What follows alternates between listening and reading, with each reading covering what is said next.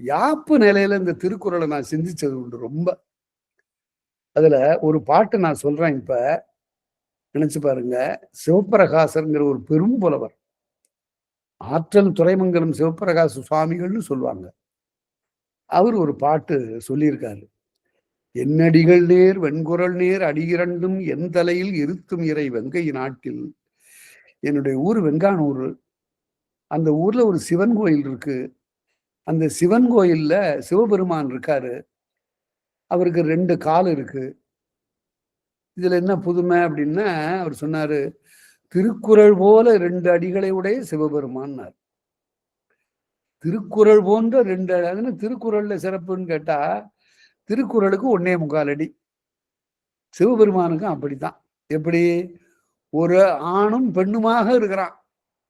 பாதி ஆண் பாதி பெண் அப்படி வருகிற போது இந்த ஐயனுடைய அடியை விட அம்மையனுடைய அடி 3/4 இருக்கு. அதனால அவர் எப்படி ஓமை சொன்னார் பாருங்க. திருக்குறள் எண்ணடிகள் நேர் வெண்குரல் நேர் அடியிரண்டும் என் தலையில் இருத்தும் இறை வெங்கை நாட்டில். என்னுடைய தலையில வைக்கக்கூடிய அந்த நாட்டுல ஒரு நிகழ்ச்சி நடந்தது. என்ன நடந்தது? இந்த ஒரு தாய் தேடிட்டு போறாளாம். தேடிட்டு போகும்போது அப்ப பாக்குறா,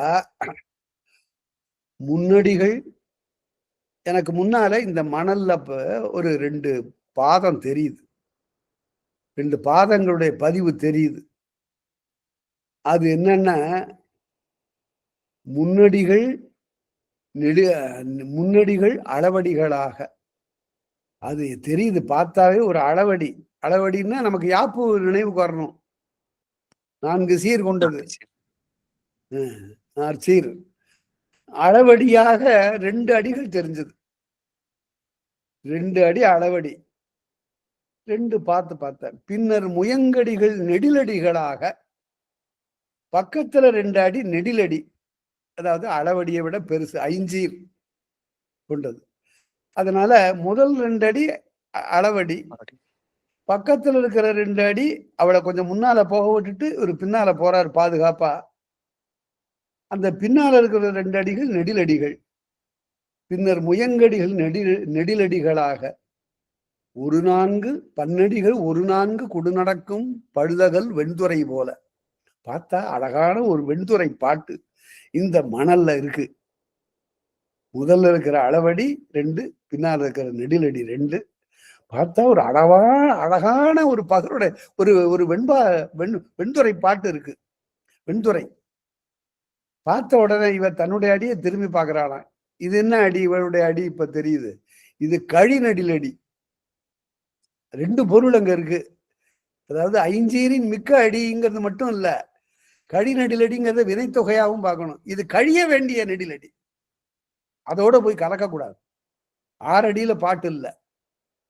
அதனால அப்படின்னு எழுதுறாரு. யாப்ப எப்படி ஒரு அகப்பொருளோடு சேர்த்து பார்க்கிற ஒரு பார்வை. இப்படியெல்லாம் இலக்கியம் இருக்கு.